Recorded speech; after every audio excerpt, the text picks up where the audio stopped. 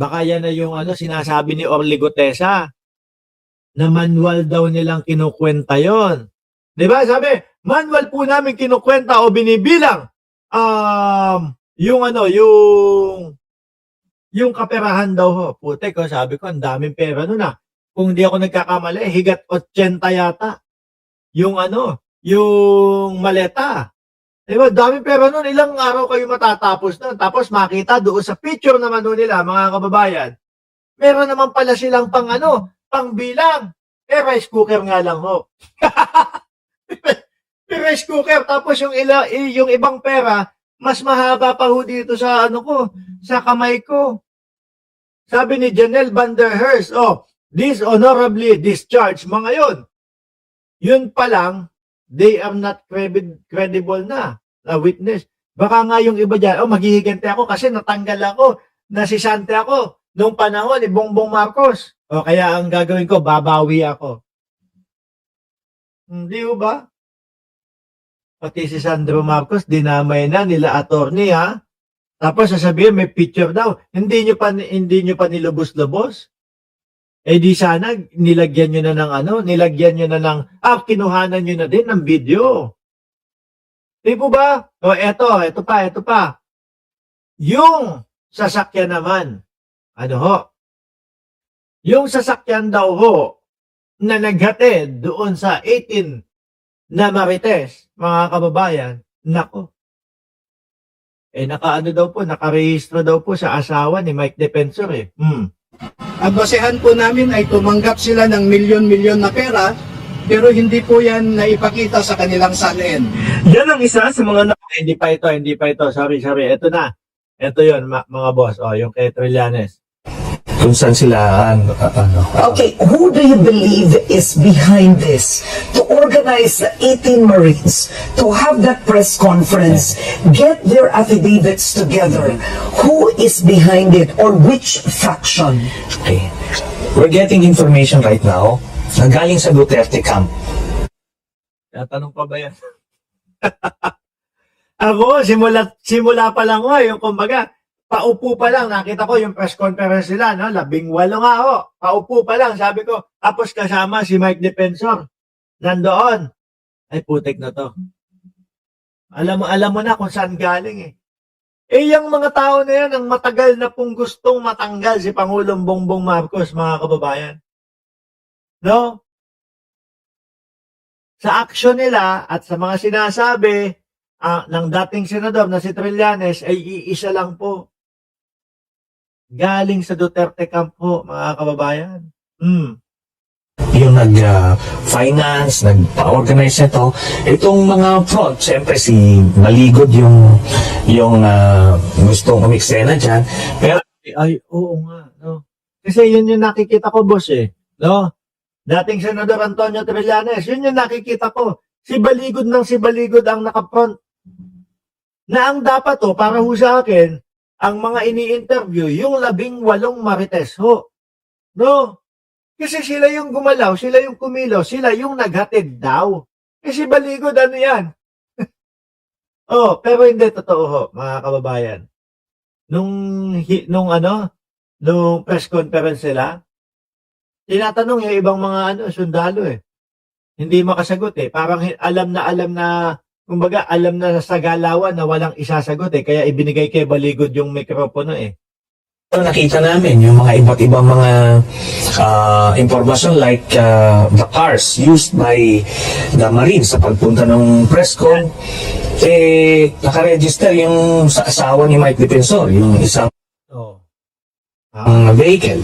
Ito simula pa lang nung umpisa, 2016, medyo kainitan pa lang ni dating Pangulong Duterte sa pagtakbo sa Pangulo.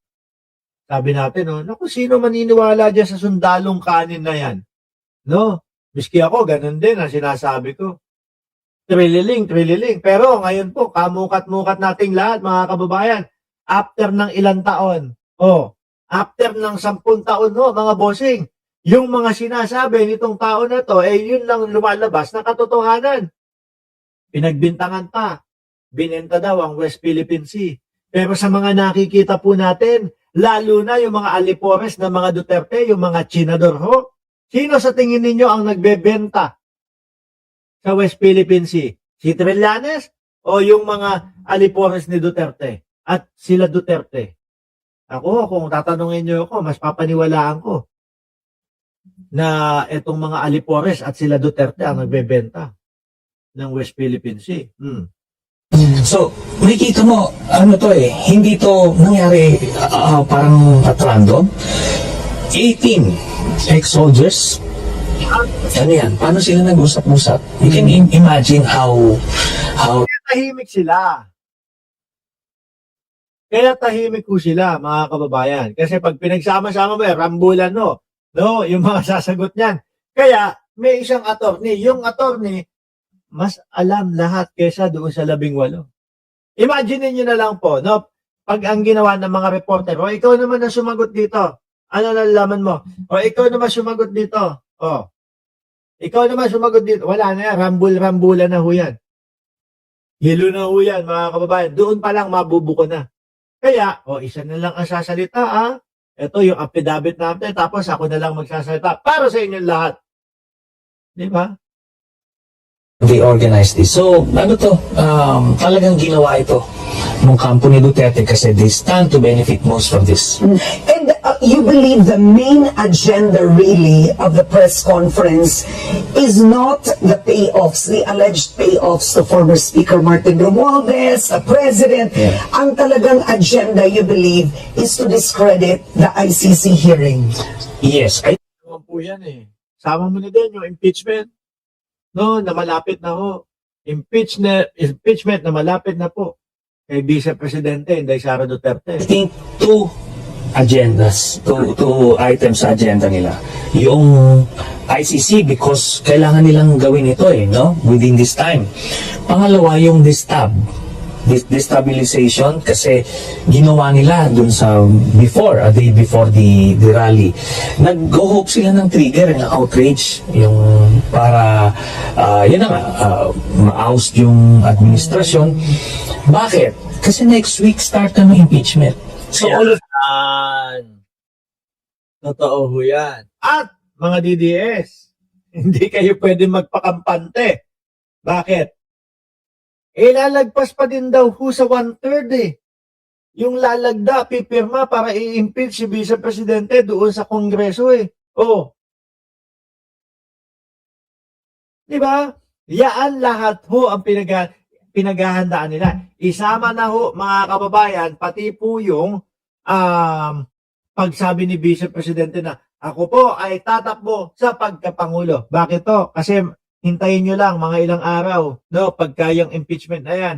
Ang sasabihin na ho nila, kaya naman po ako pinapa-impeach at 4 na impeachment, etong mga ito, kasi po, nag-announce ako na tatakbo ako sa pagkapangulo sa 2028 Yan lang ho ang iyaano nila. Yan lang po ang idadahilan nila, mga kababayan. At least, may dahilan sila. Kesa naman, tinatanong sila, bakit ganito? Sino si Mary Grace Piato? Sino si Cocoy Villamin? Bakit ka nagbanta sa buhay ng Pangulo? Etc. etc. At least, ang isasagot nila, pinupolitika lang po kami. Di ba ilang taon na ganun lang yung sagot nila? Pinupolitika po kami. these things, pinagsama-sama na yung agenda. Parang, kumbaga sa usapan, pagka natatalo ka na, nako-corner ka na, itinataob mo na lang yung mesa para... Ganun na lang. Taob na. Para tapos na to. Di ba? At least hindi ka nagmukhang talo. Maiba yung eksena, yung usapan. Yeah. So there's a destabilization effort. Yeah. Lagi naman. At halata naman sila. Yes. So, the fact na pag nakita niyo yung speech ni Baligod, talagang inciting to sedition na siya and rebellion kasi he was invoking yung constitutional provision ng yung AFP is the protector of the people in the state, so hindi yan protector ng government. Makita mo, the thing. Tapos yung mga in-invite nila doon ng mga vloggers ni Duterte, talagang Nandun talaga. Alam mo na. Di ba? Yung tipo bang, eto may pasabog tayo, ganito. Naku. Yan mga yan. Halata naman mga nag-uusap-usap yung mga yan. ma-agitate yung mga mga questions sila. Talagang it was so set up to ignite certain emotions. O, di ho ba?